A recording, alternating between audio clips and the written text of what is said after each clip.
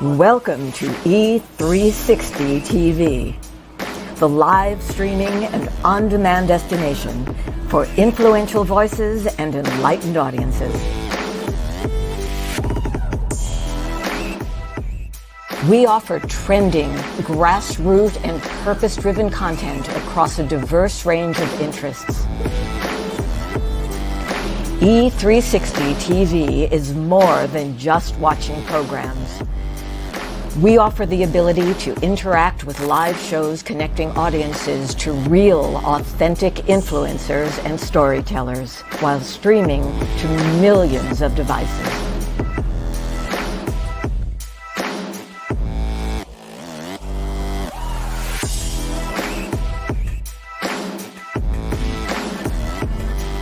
Real experiences.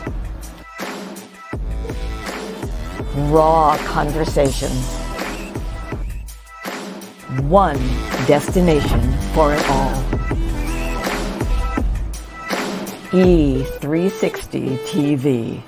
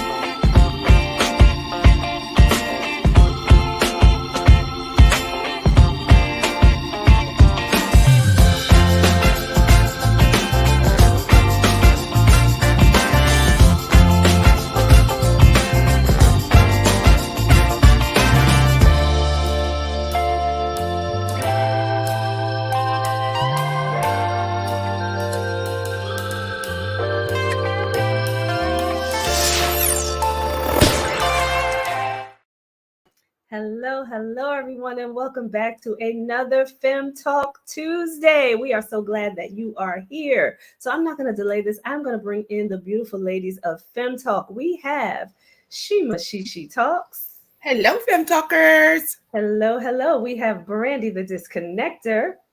Hey. And we have Melissa Girl Bossed Up. Hello. Hello, ladies. Welcome back to another FEM Talk episode. We have beautiful people out there watching us, so I just want to acknowledge the people that are watching. We have the beautiful Net White. Thank you for joining us. Good evening to you as well. We have Chiquita Lemons. Thank you so much for joining. We are glad you are here. And we have the amazing Karen. Yes, fair weather. Thank you so much for joining. We appreciate you being here. And as always, everybody, we have an amazing guest waiting backstage. But before we get into that, you know what we do first? Oh, snap now.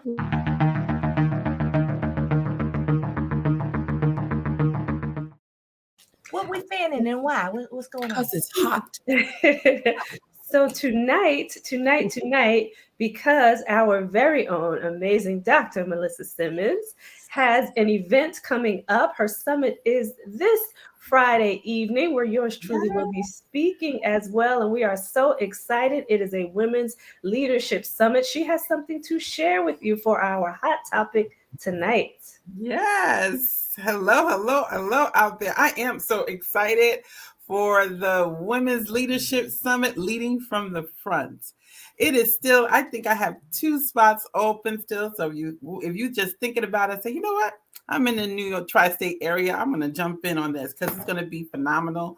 Like I said, we have our sister girl, Miss Tracy Randolph, as one of the speakers. We have 2 other phenomenal, 2 other phenomenal speakers. But more importantly, women's leadership is making, we're breaking all kinds of glass ceilings out there.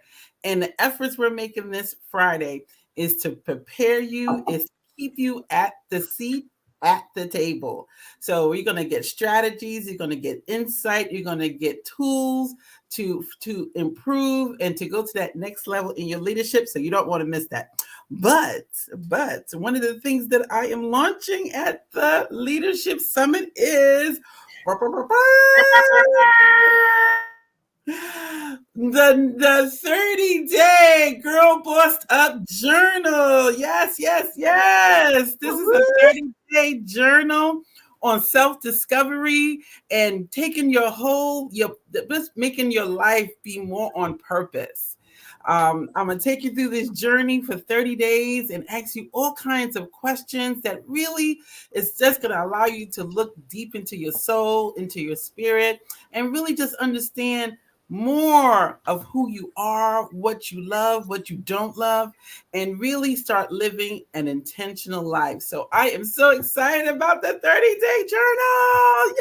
Yeah. Woo! And I love that this came right now to tonight, because this is the prelude to having this conversation with our amazing guest. And I'm not going to give her away just yet, but for someone to be able to get themselves together internally, find out their purpose, figure out, what they really want to do. This journal is going to help them get there, so that when we get to the conversation tonight, where we are talking about business and marketing strategies, if you decide once you go through the process of this journal that you want to start a business, then it'll be time to move over. So I love that you have this now tonight. So yes. I love it. So we want to get ready for our guest. I want to introduce her. And I have to say this, being a Jersey girl myself, she was born and raised in the heart of New Jersey. Woo, let's give her some Let's go. Allegra Jackson has been an ambitious achiever with strong goals and aspirations.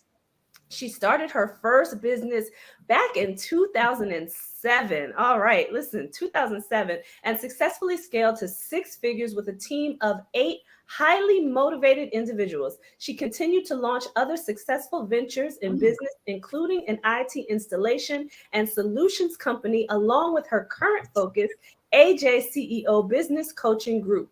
Allegra has a strong background in marketing and management, working in Fortune 500 companies and large corporations as a consultant and liaison in the administration, team building, business planning, and marketing since 2009. In addition, she has studied at the University of Florida in business management and holds several certifications in data analysis and systems, business management, and marketing. Currently, Allegra operates as the CEO and business development coach at AJCO Business Coaching Group. And let me tell you something, if you need a coach to get your business strategies right, you need to speak with Allegra, okay? In her role, she focuses her efforts in helping women, entrepreneurs, and Black business owners establish sustainable business models while giving her clients access to business plans and marketing support.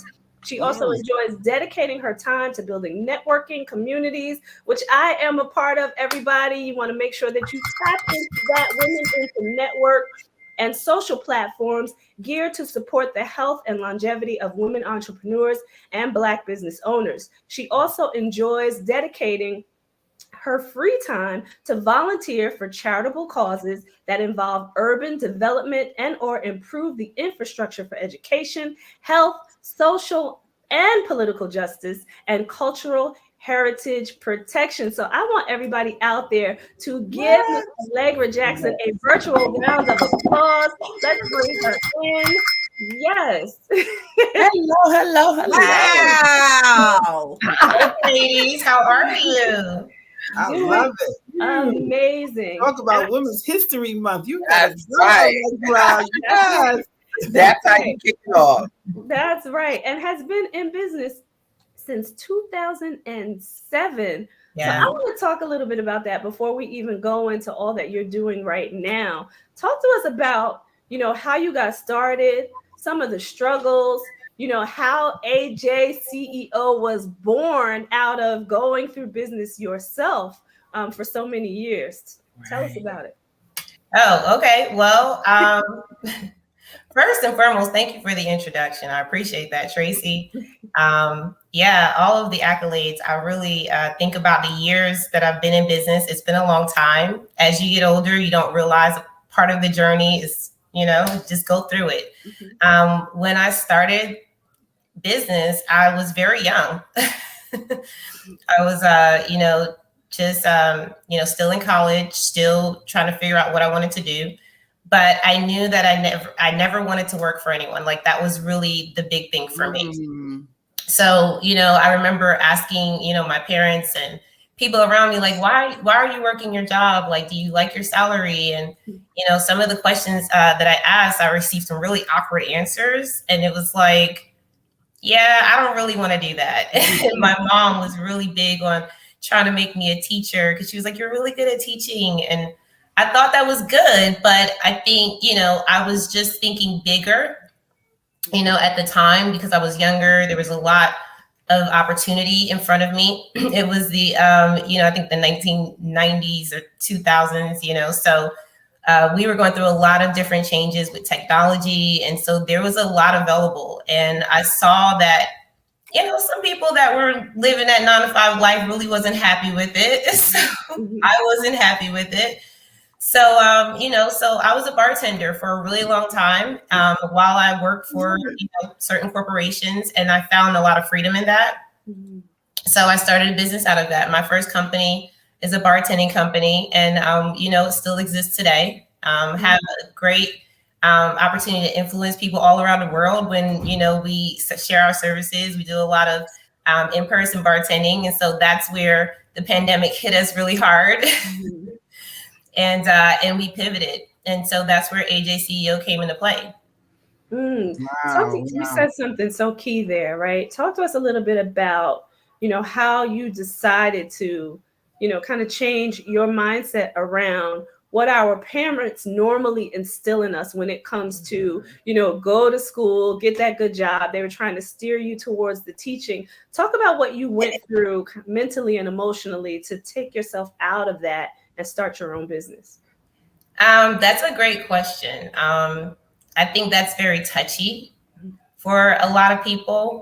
For me, I had to go through a lot of different challenges where, people just didn't understand my vision. They didn't understand my dream. It was like, okay, that sounds good, but that looks stupid. Like, why are you working so hard? Why would you take that job?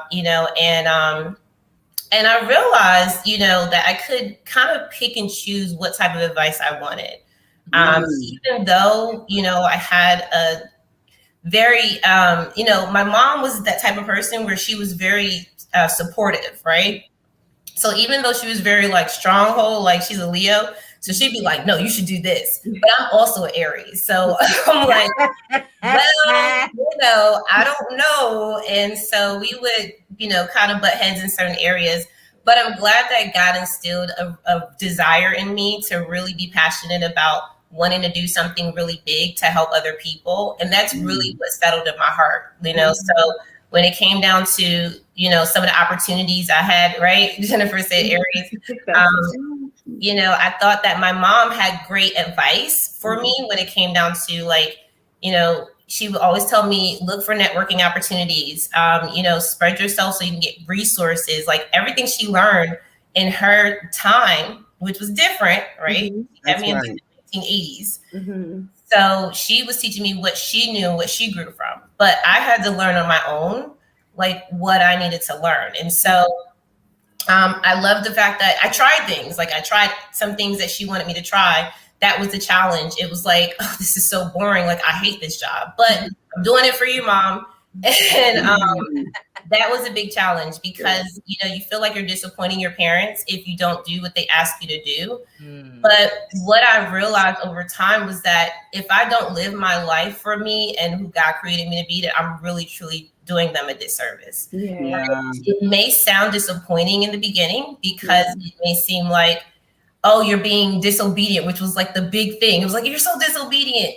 And I was like, well, I'll be the black swan because I'm gonna have to go out here and do this because if I'm not happy, you're not gonna be happy that I'm not happy. Right. And if I don't fulfill my destiny and what is instilled in me, then I'm missing out on the lives that I need to change in the world. Yeah. That's really sucky, you know? And so I think we have to look at where things come from first, which I thought about that. And I said, well, my mom, my generation, my culture, right? We're just not taught a lot of things. And so once I learned those things from my mentors and my coaches, then I was able to thrive. Yeah, I love that. I can remember, you know, I started late. So I went into the profession that, you know, I was kind of taught to go into corporate America, right? So I did that for a very long time. And I can remember, and if my mom is watching, she might want to hear this, but I can remember her saying to me when I decided that I was going to be a health coach, after going through the breast cancer and having these revelations and falling in love with the research and everything, she was like, oh, so are you still playing with the idea of being a coach? Right? Because she didn't understand it, you know, because I was doing really well in corporate America. So she's like, why would you want to give that up to go do this? But, you know, my heart wasn't really in it. I liked it. I didn't love it. I was good at it, but I didn't love it. And I was like, I'm not really making a difference. Right. So I love that you said, you know, for you to have the impact and for you to be happy doing what you're doing and do what you're called to do, to have that impact. I love that you said that and that you realize that early on, because a lot of us don't. Right. We wait and we do things later on in life. So I love that you did it early. And I want to say to everybody out there, it's never too late, though. I just want to put that out there. Yeah. Can I chime in real quick on that? Just the Absolutely. Later half of it. What you said was so powerful because for some people, I think we have to realize, especially as women entrepreneurs, because we are the caregivers, the caretakers, we get a lot of pressure on even from our parents to be like, it's your responsibility to, you know, do what I say because, you know, you got to take care of me when I get older. And they expect, you know, that what they did is going to be successful for you. And that's not always the case. Yeah. But it's for some people, I think it's a constant struggle. I think it's something that doesn't just stop when you become successful. I think that sometimes your parents may never understand that, you know, your family may never understand. And I think that with entrepreneurship and being in business for so long, you start to realize that's okay. You know, your family is your family and they're going to either be there or not. You can't force people, you know, but what you can do is be better as a person yourself so that when they do come around, you know, you can make that bigger impact on them. Yeah, absolutely. Melissa, you wanted to say something? Yeah, you know, it's funny that you mentioned that because, and I'm not trying to do a shameless plug, but that's one of my days or my aha moments I got was that the generations are so different. And that's exactly what I was talking about is what our parents did. And so many of us are living for our parents because they told us to do this. They told us to do that. Whereas this generation right now, the Brandies and younger, they're like, no. And they're able to embrace their passion, even if they don't get to that, you know, that pinnacle as our parents saw it really quick. I appreciate how they're living because you know, their fulfillment is like in their everyday, where to what you just mentioned, Tracy and Allegra, we're waiting for our moment. So I applaud you that you was able to step out and do your thing, Allegra, because, you know, some of us are we're doing that now. And I wish, you know, that opportunity had been given to me. The same way, you know, that you just taught my parents said, you're going to do this. And I did it, you know, and it's only in the last 10 years have I decided to say, you know what, I'm going to do what I want to do. Yeah. We've had a huge tool within our generation that didn't exist before, like the internet and the way that we can access information now. Literally within my lifetime, we went from the internet sounds interesting to I got this thing that I can walk around and talk to anybody anytime that I want to holy crap, my computer's in this now too. Within my lifetime, 3 decades. Wow. Yeah. We were the last kids to play outside, but we were the first kids to learn how to access anything and everything that we had the ability to wrap our mind around. Yeah. That's that one when you said like we weren't taught. And the crazy part is, I thought about this the other day with my own mom.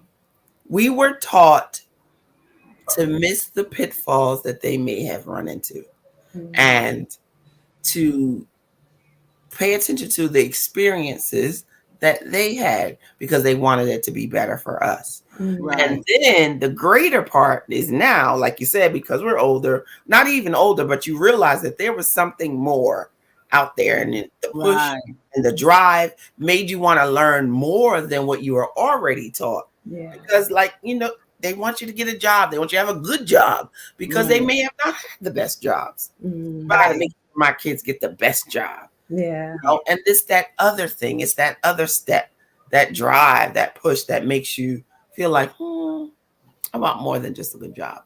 Yeah. So let me go find how to get that. Yeah. And get educated on that level. So I like that you made that correlation.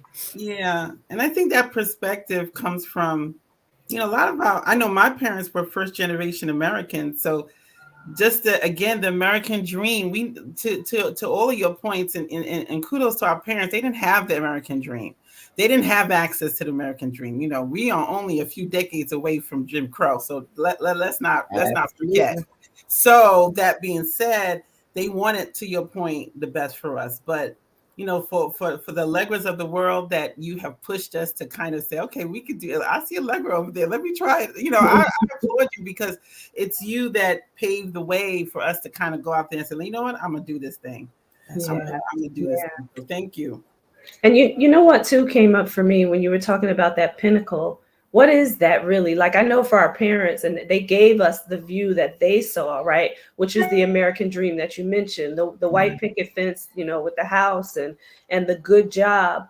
But we can determine the pinnacle, right? We get to decide what that pinnacle is. So I want to move into Allegra, talking about, how to really get started now that you've gone through, several businesses, and now you're actually coaching people to be able to build a business, start a business and build a business.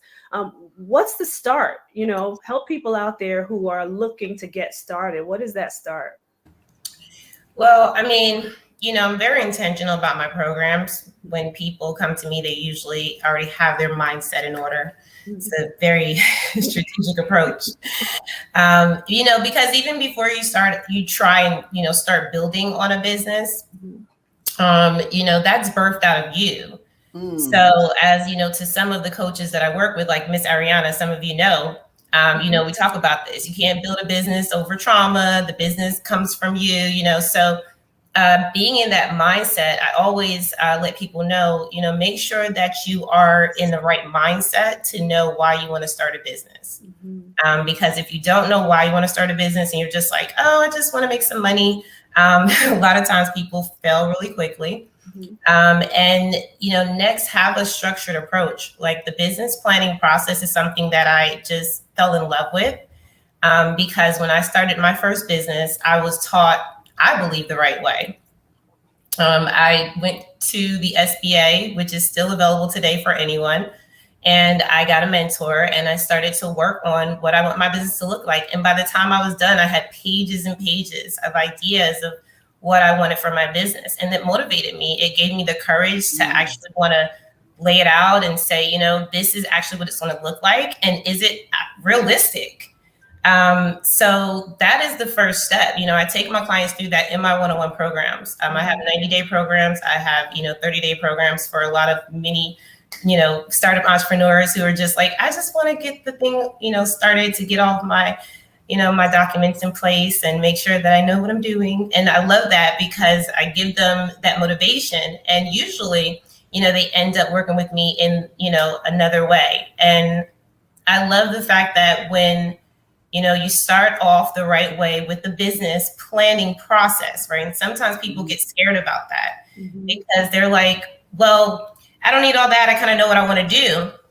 And it is a little bit of self-sabotaging that's involved there. That's why I tell people, get your mind together first, because when you come to me, get ready to work. Once we write down, as you saw, the business planning blueprint, right? Mini business plan. It's quite detailed.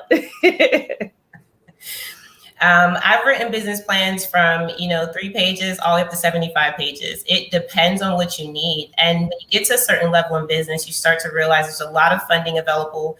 And when they want to give you money, they want to make sure that you're taking your business seriously. And that's where I believe that, starting with the business plan takes you in that direction of knowing exactly what you want to do in the beginning, so you don't fall along the way and then go, oh my God, I need a business plan. And I've had people do that. They needed a lease for a building and the business owner goes, where's your business plan? And they go, I need a business plan for this. And so there's a lot of different things you need it for, but people don't really do it until, as always, they really need it, or they're going to lose something. And you know what? You made me think of something to talk about, why that's not the right way to go. Like what you will probably miss if you don't do it up front and try to rush and do it when you need funding or something else in your business. Well, first of all, you may miss an opportunity to get funding from a grant. A lot of people get caught up in that because they start to apply for grants and they don't know what to say. And it's because they haven't planned their business out. They haven't created, they haven't written down the mission, the vision, the core values, right? The structured approach of knowing exactly what that is. And a lot of times I think it's because people don't have direction as to even what that means. Like, what is a mission? Yeah. Like, what are core values? Like, okay, I guess core values are like what I consider core values, but in business, it's scary for people because, anytime you are starting something new, it's always going to be scary, and it's supposed to be scary because it's teaching you something different. And I think naturally our bodies react to things that are new in that way because it's protecting us. Yeah. So if we work on our mindset all throughout the process, before, doing, and after we're running a business, right? It's for life. Then we can, put ourselves in check and make sure that we're taking the right steps, which usually is writing down a business plan. Even the Bible says, write the vision, make it plain. And someone even carried it out and was like, run with it. I was like, yes, sis, run with it. Right. That's right. I love that. And 3 of us went through a life planning session, right? For a few years, actually. But we had to do basically business plans for ourselves, right? And put those core values down and, have our mission and our vision personally first. So how important do you think that process is? Yeah, I mean, it's the same thing. Another thing that Miss Ariana says that I love quoting other people who are amazing. She says, the business is building you. So, when you go through the process of doing the business plan, even, it's the same. You start to apply some of those things to your life. I realized the first time that I wrote a business plan that, I wasn't as thorough as I needed to be as far as my goals. And I realized that I didn't know how to build relationships because it was asking me to put down team members. And I was like, who am I going to put down as team members? Like, I don't know nobody. Like, I need people. And so you start to realize things about you that you're like, I might want to expand my, my inner circle. I might want to get better at understanding why I do things, why I'm in the business, why I even do things in life. Like, why did I make that decision? Because we are some of our choices. So I started to apply a lot of things from the business to my life. So I think it's really important. If you're starting with that, with the life goals and the life planning, it's only going to make you better as a business owner because you already have a head start. That part. A lot of people try to separate the two. And for what do they call it? For the saving yourself portion of it. Yeah. If you want to keep a sane mind, you want some me time, you want to self-care, but your business, you just said it's a part of you. It is a part of you. You can't separate those things. They're built off of the core values that you set for yourself. Yes, they are. Yes, they are. Yeah. I love you that. are your business. And Shima said something too when it comes to, kind of how you plan. I've done a session with you, Allegra, and I've done some coaching with Coach Ariana also. And some of the things that started to come up, some of the things from the past, right, that I had identified before, but those things start to creep back in and you need to keep them in check, which is why you need coaches and mentors and to keep yourself in check. But some of those things started to come up. But then also I started learning that, every little thing should be planned out, right? Like I was going through this with Coach Ariana, and it was like, you need to plan the fulfillment also for your life. And I was like, oh, yeah, I guess I do need to do that, and it's some things that came out with you in terms of, you talked about the resources, right? And getting the help. And I didn't even know that, that free help was out there until I spoke with you. And I'm like, oh, really? People do this? And it's amazing, like what you find out when you have a coach who really knows what they're doing. So I appreciate you for that, because, you opened my eyes to some things that I didn't even know was available. So I want us to go to a commercial break, but then I want to come back, talk more about your blueprint. I want to talk about AJ CEO and what you're doing. And then I also want to talk about, we cannot leave here and not talk about women into networking as well, right? Because you're doing so many things. So we're going to take this quick commercial break. Everybody, do not go anywhere, because you do not want to miss the second half. You've already heard all of these good tools, tips, the information and expertise that Allegra is giving. So you want to stay tuned. Here we go.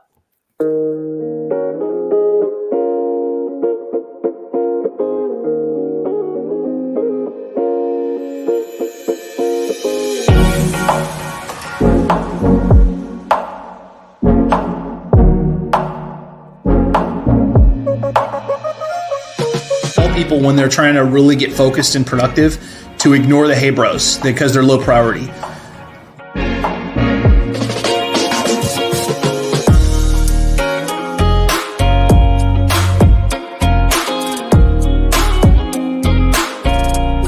Get your motivation, create your checklist, and then that's the formula, man.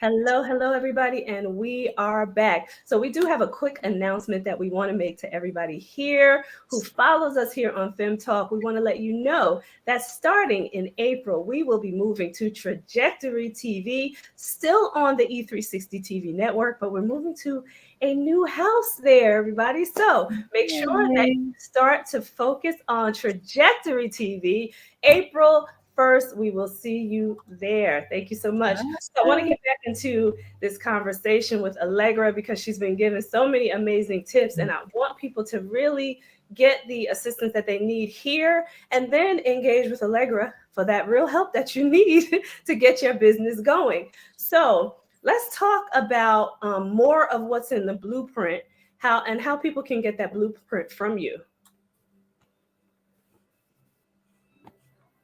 Absolutely. Sorry about that. Just giving me a little hiccup. So, the business planning blueprint came out. First of all, it came out of a need. There are a lot of people that I could not help on the side of coaching that just was like, I just can't afford you, Allegra. Like, I just can't. I ain't got it.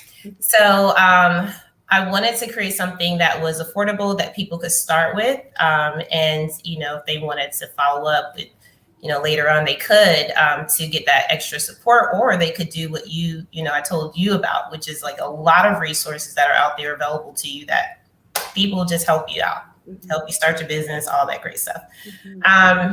But the business planning blueprint has everything pretty much, well, not everything, but it has the basics, like the mission, it talks about that in there. It kind of explains a little bit of what that is. It talks about, which is basically your why, like it's your purpose behind your business. And a lot of people don't really think about their mission, or like I said, don't even know what it is. So we put that in there to just kind of cover that, talking a little bit about deciding on a business name. People ask me that a lot. They're like, what do I name my business? I'm like, don't make it complicated. Like there are so many things that, people name businesses for so many different reasons. It has to be unique to you. And it also has to be, searchable and not someone else's, under their trademark. So it talks about that in there, just some legalities, Also, there's, some other areas that I focused on, which is the target audience and, the financials. Even though it has some basic information, right? It'll tell people how to even do a sales presentation. It'll talk about the different areas in your business that you need to look at, even team building, who you're going to hire. So it asks a lot of questions in there that makes you think like, oh, am I actually doing this? Do I have this together? And if you have it together, I tell people all the time, download that thing, okay? Write it down, and you should be done in less than an hour. It should take you no time. But I challenge you to download it and fill it out and see where you are. And that's really going to tell you how honest you are with yourself. And when I look at, the elements I put in there, like the target audience, people don't even realize that you can dissect your audience in different ways. Some people tell me when they come to me, they go, oh, I speak to everyone. And I'm like, that's very dangerous, because it's going to exhaust you, number one, because when you're creating a marketing strategy outside of your business plan, you want to make sure that it fits the audience that it needs, that message is speaking to. Right. And that's why that business, buyer's servers template is in the buyer survey template. It's a little, link in there. I don't know if you checked it out yet, Tracy, but it actually gives you different areas to write down, what your demographics are of the people you're speaking to, right? And also like some things that people don't even think about, like how do they like to be communicated with? What are the things that they're saying the most? Because if you hear people telling you things, you want to write it down, because you want to find a common interest with your audience. And that's how you can see and identify if that person is the person you need to talk to, and if they qualify. And that's what I had to do for my business. So I know it works. But what I ended up doing was putting that in there for, the same thing I do with some of my programs. I put some of that magic in there. The last thing I would say is, the financials are really important, because people start a business and they don't know how to manage money. They have money blocks. There's a lot of things going on there. But I wanted to include that spreadsheet so that people could feel comfortable around putting in some numbers and saying, well, what would it look like if I, had this budget, right? Because everything you do, even in your personal life, you should have a budget for. So I put that in there so people have an opportunity to kind of lay that out. But it's a lot of information, and it takes, some intentionality around you wanting to take your business seriously. And if you are that person, then you'll do the work. And how often should people, kind of re-examine, the blueprint to look at their business? Yeah. The blueprint is the beginning stages of it, but once you, outline that thing and get it right how you want it to, and start, you'll get inspired. You'll be like, oh, I want to write this down. I want to write that down. The thing about it is I check my business plan a lot, and that's because I work on my business a lot. We have a lot happening. So, the business plan is there as a way to kind of have that, that reference. So if you feel like you need to check your business plan every week, which is some people, have a way of doing that systematically, they just have it in their systems. They don't actually have the business plan in front of them, but they put it in their system so that, they know this quarter we're going to do A, B, and C. And they already have it planned out for the year, because that's how the company knows how they're meeting their KPIs, which are key performance indicators, right? They have to hit certain milestones. And so, just having the business plan in a way where you don't necessarily have to check the whole plan, but you want to be able to check your plan in a way where it's making sense as you move along your journey. So I personally check it a lot. I can't tell you how many times, because y'all be like, what? I think I posted a reel about it a while, and it was like, how many times? It's like 100, 500, 1,000. It was like, no, yes. So I'm that way, and I'm a data girl. So for me, I'm really big. My vision and my mission rarely change. My vision doesn't change, right? But my mission, I'm always looking at that. I'm always reevaluating that. Like, why did I start this? What does this mean? And a lot of times when I'm applying for grants and when I'm applying for different opportunities, I go back to my business plan, because that is the source of where I created it all. So you said something so key, and this is something that we learned in the life planning session too, that your mission changes. And it's okay, right? And it's okay to examine your mission as you grow and as you start to build and scale, and even, need to change some things around. The mission may change, or opportunities come up that kind of shift your business in a different direction. So I love that you said that. You also say something very key in Clubhouse when you were talking about the niche or your avatar. You always say on Clubhouse, let me see if we should talk and let's see if you're the right fit. We're the right fit for each other. Right. And I love that you say that because you understand that everybody is not the right fit for your business and they may not be your avatar. And, you know, if you have to, you reference them to somebody else, refer them to somebody else. But I love that you say that, too, because we can't service everybody and we're not meant to.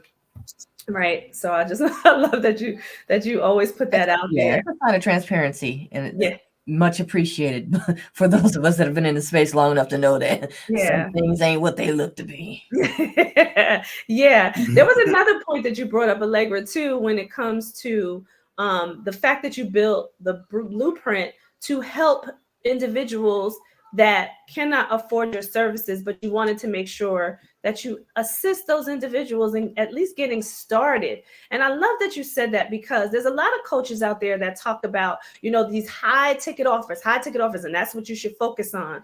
But the fact that you are a woman of service, right? And you said, well, let me figure out how I'm going to do this. That's going to allow me to help people who can't afford my, you know, other services, my larger services, but they're going to get started with me, right? Because they're going to get this blueprint. So I love that too, because so many people are out there like going for the money, right? Well, I want to speak to that real quick because I think that there are different agendas. You know, people don't always go in business for the right reasons. So we have to be discerning about, you know, who we work with. And so I am that coach where I will qualify people, to your point, because, you know, and I heard you, Brandy, you know, I've had people waste my time. And, you know, I think that it's beneficial for both of us, right? Because I don't want to waste my time. And that's why it's important to also do that self-development, because you can come from a very toxic place and try to just, you know, sell to people because you feel like that's what you're supposed to do, instead of make an impact and really show them that you care. And people want to know that, like, especially as a coach, you know, people don't care about what you're selling to them. But sometimes people do trauma bond in places where they hear someone speaking their language. And coaches, some know that. And I've actually been on a Clubhouse stage. Well, I wasn't on stage, but I was in a room that I quickly popped out of. And but I heard someone on stage, you know, kind of like aggressively speaking to someone. And you could tell where they were triggered, but you could tell they were also responding to it. And so, you know, you get a lot of people that get in those spaces where they're hurt, you know, they're afraid, they don't really know what to do. They're in a very painful place. And people just take advantage of them. And so to those individuals who have been in that space, I want to say that everything that happens for you happens for a reason. Nothing is by happenstance. And a lot of the stories that people come out of with those type of situations where they're like, I've been hurt. Like, they got $10,000 out of me. You know, they took my money and never called me back. They gypped me. People who are really hurt. And then also it's, you know, toppled by the pain that they felt in the past too, for some people, you know, by being hurt in the past. So I just want to say that sometimes you go through these things because it's for someone else's healing. So go through the journey, know that you'll learn from the lessons. It's just money. It ain't gonna last forever. The pain will heal, but you gotta go through this so that someone else doesn't have to. So you can say, listen, I learned from that. Don't do that. So that's what I say to people who feel that way. Yeah, I love it. Look at the stove, or you could touch the stove, but if you can learn from somebody else, please do. Right. That's why when, you know, kids hear that, don't touch that, right? They know, right? So I love that. So let's, before we close this out, because you have so many things that you're doing, and you have women into networking, which I can remember, you know, just coming into your spaces on Clubhouse. I was like, I finally found the right people on Clubhouse. And I think I was sharing this with you before, because I was on the app, you know, before when it started, and a lot of angry people. That's what I was encountering when I was on there. I didn't find, you know, the Allegras of the world at that time, but I'm so glad that I came into your room, because you're very intentional about how you do things and about building a real community of people who are, you know, heart-centered, like-minded, want to build, want to grow. And I love that you do that. And you just foster such a great community there on Clubhouse. So talk about how that all started, you know, your why behind that and kind of where it is now and where you are expecting it to go. Good question. I'll try to be as short and sweet with it as much as possible. You know, when I started on Clubhouse, to your point, I had bad experiences too. You know, I was the girl sitting and like, what is this? I was, you know, on stages. I was like, but I stuck to what I felt I needed to do on Clubhouse, regardless of what was happening around me. Because when I got on Clubhouse, you know, and I've told this story plenty of times, and this is for a lot of women. I got out of a 7-year relationship. I was with my fiance and we broke up and I was devastated. I was like, what am I going to do now? Because we shared everything together. We had this life together. But I realized, you know, because after a breakup, especially if it's that long, you want to check yourself. And so I realized that I had lost myself in that relationship. I was doing a lot of work for my business, but I was also doing a lot of work for him and his business. So I was like, wait a minute, maybe God is trying to tell me something. And there was a lot of things happening throughout the time. It was like little signs. And I was like, how did I miss those signs? So once I got to the point of just discovering myself, you know, God just started to increase my awareness. He was like, I've been here. I've been talking. You don't want to listen. So you want to go through it? You go through it. And I was like, all right, Lord, I got you. I'm finally ready. And when I got to Clubhouse, he was like, this is where I'm taking you so that you have an opportunity to connect to the world again. You know, when you get into a relationship where you feel like you've lost yourself, you start to go into a little shell and you feel like there's no one really out there. You know what I'm saying? Like, you're like, okay, well, I mean, we're in a pandemic, you know, people don't really care, you know, people wearing masks and they fighting in Family Dollars, but it's like, you just really feel like, because I mean, I'm like, I became a germaphobe, like I didn't want to be around anyone. And I think we, you know, lost our touch of, you know, sense of humanness being around people. So, you know, closed in with my partner, it took a lot for me to get to a space. So I had to get a therapist. I got therapy. I started to work on my mind, my body, my soul. I started to pray. I wrote a book in 3 days.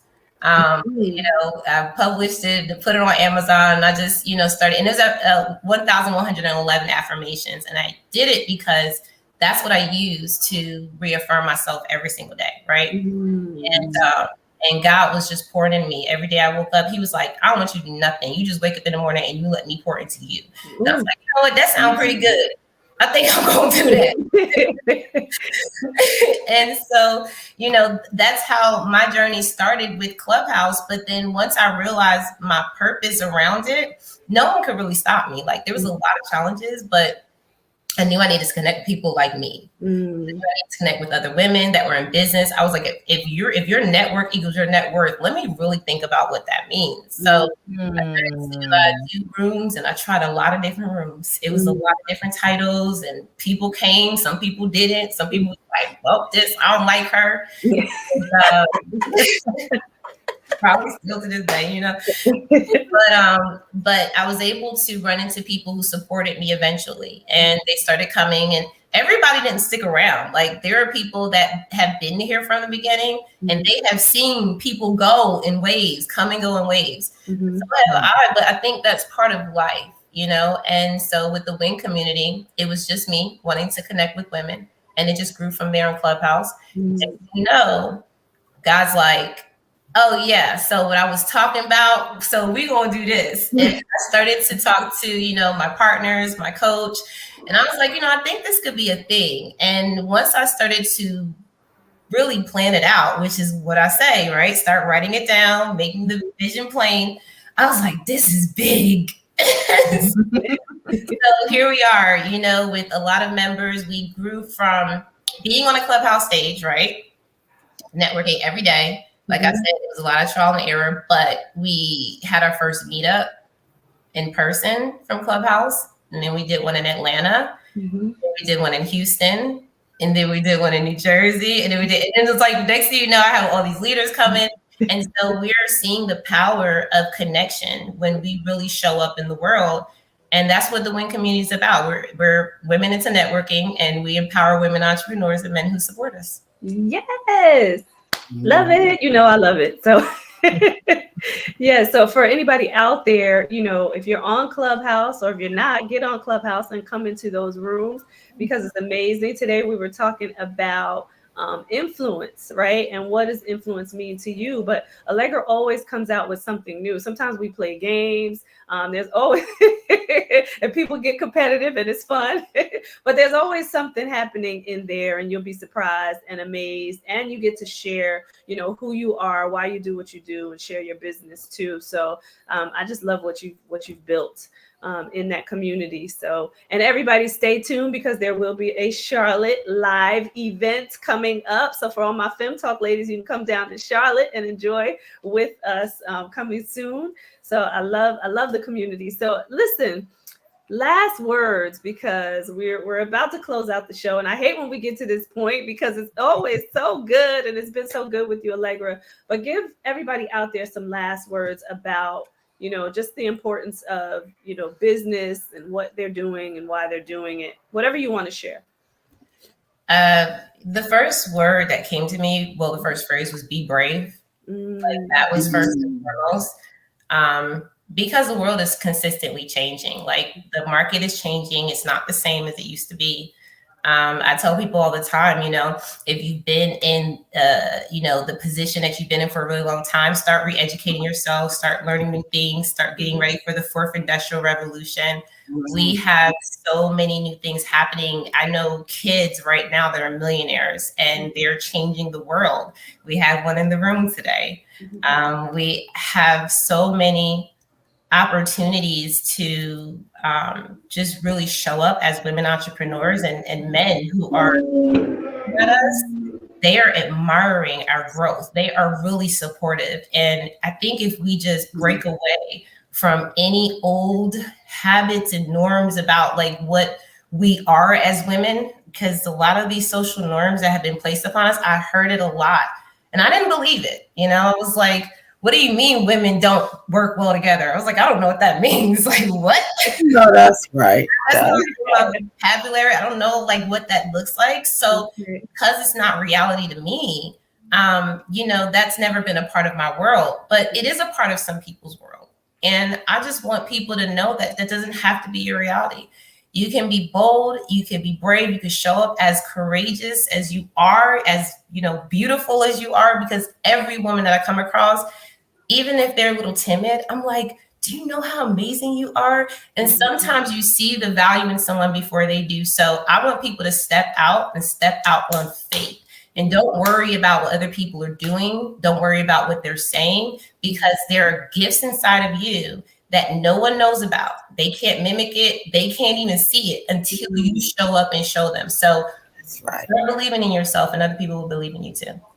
Amen. Amen to that. And I have to say, I have to put it out there. It's a little something a little funny, but your reels are hilarious. So you have to follow her on Instagram and on all social, and we'll put her social media inside the page, the Facebook page. But they are so funny. I'm like, where does she get this stuff? Well, because I show people that, see, this is what happens when you're yourself and you can still have your business. You can have a business and have fun too. It is very possible. And if you embrace that, you're going to be amazing. It just, for some people, it takes a long time. So people get very impatient with the process, but I promise you, if you just be yourself, because what happens if people don't, they end up having to do it anyway. They got to go back to it. But thank you so much, Tracy. I really want to say, I appreciate this time for all of you ladies for featuring me, letting me come here and talk to your audience. And Tracy is a leader in my WIN community. And without her support and all of what she does, I've seen her bring in some fabulous people into the group. And we've had some tears cried on how she supports people so heavily. So beautiful person, Tracy. And I'm so glad that you came to be part of the community. Thank you. Thank you so much. And I'm just so glad to be there. I'm glad that, I have another amazing tribe. I was like, oh my God, this is so great. And just being in your space and just loving what you're doing. So, I'm there to support. As always, I love my women.